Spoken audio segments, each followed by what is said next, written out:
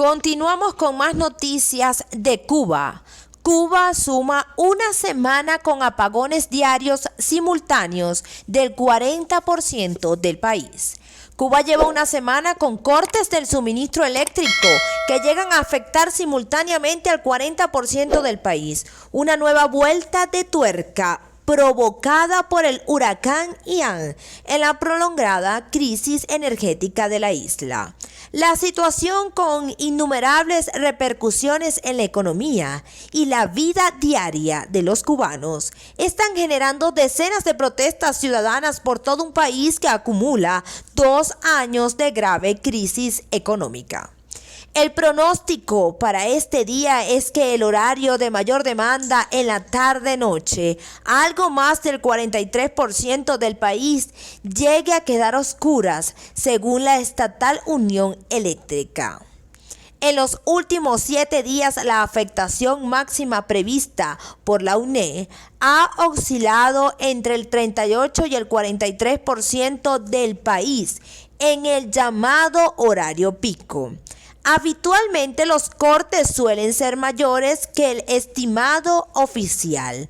El huracán provocó el 27 de septiembre un colapso total del sistema energético nacional y un momento de cero generación eléctrica, como explicó la UNE. Por la desconexión de todas las centrales termoeléctricas, el país quedó completamente apagado. La recuperación es lenta. La electricidad en La Habana tardó una semana en regresar a todos los domicilios. En Pinar del Río, la provincia más afectada por el huracán, tan solo el 41% de los abonados tiene actualmente corriente, 2 semanas después del paso del huracán. En Cuba, esto significa que aires acondicionados, televisores y ascensores no funcionan, pero tampoco las cocinas eléctricas, refrigeradores y congeladores, ni las bombas de agua de las viviendas y las de combustible de los servicentros gasolineras. A los postes, cables y generadores dañados por el huracán se suma otro problema previo: la precaria situación de las centrales termoeléctricas incapaces de satisfacer la demanda. 7 de las 8 plantas terrestres tienen más de 40 años, cuando su vida media es de unos 30. En un contexto de déficit de inversiones, las averías son habituales, según la UNE. 9 de los 20 bloques generadores del país estaban este miércoles estropeados y otro más se encontraba en mantenimiento. Entre julio y septiembre solo se registraron 2 días sin cortes del suministro. Según los datos de la UNE, en muchos puntos del país los apagones diarios son de 6, 9 y hasta 12 horas. Y seguimos viendo que Cuba se suma a una semana con apagones diarios simultáneos del 40% del país, con protestas.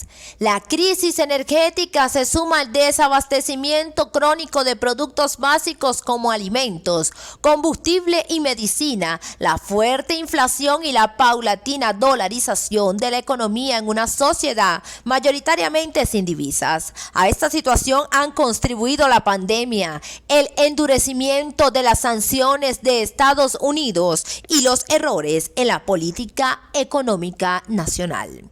Desde julio se han registrado decenas de protestas, como ha verificado el medio independiente Proyecto Inventario, en base a testimonios y pruebas gráficas difundidas en redes sociales. Desde el paso del huracán se han intensificado. Entre ellas destacan los días de manifestaciones en Nuevita Oriente y las alrededor de 50 desentadas, cacerolazos y bloqueos de vía que se produjeron en La Habana en los días que siguieron al huracán. En las últimas horas se han registrado protestas en al menos una decena de localidades. Las protestas de manifestaciones, asentadas y cacerolazos son pacíficas, muchas veces con familias enteras caminando, en grupos que pueden ir de varias decenas hasta unos pocos centenares. La principal reivindicación opinión es la corriente, pero también se oyen gritos de libertad y contra el gobierno.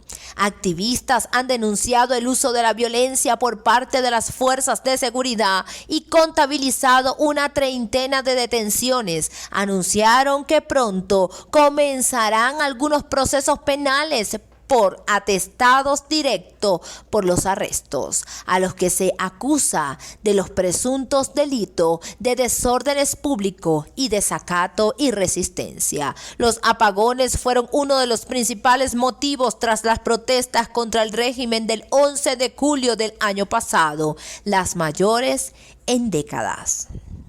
Y continuamos con más noticias. El gobierno de Estados Unidos aprueba más de 300 millones de dólares en ayudas para miles de damnificados por Ian. El gobierno federal anunció asistencia para unos 182,000 damnificados en los condados más afectados de Florida, donde apenas se inicia un largo y costoso camino hacia la recuperación.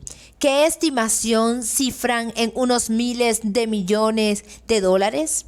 Washington, la Agencia Federal para el Manejo de Emergencias, aprobó más de 327 millones de dólares en asistencia federal para unos 182,500 damnificados tras el desastre provocado por el huracán.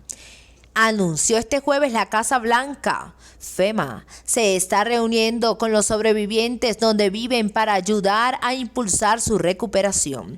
Enfatizó el comunicado de la administración del presidente Biden, que informó sobre el trabajo de voluntarios que recogen a puerta los vecindarios afectados.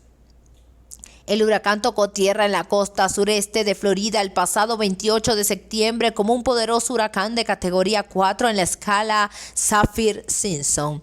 En el estado sureño provocó al menos 120 muertes y daños millonarios todavía sin cuantificar. Millones quedaron sin servicio eléctrico y de agua potable más de una semana después de miles seguían sin energía.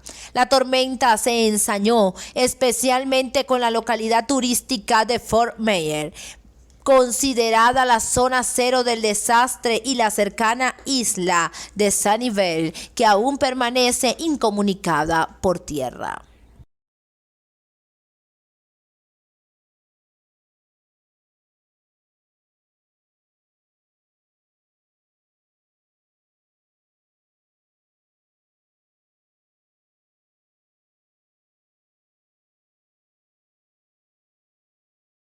Deja tu opinión en la caja de comentarios, suscríbete a nuestro canal y activa la campana para que te mantengas informado.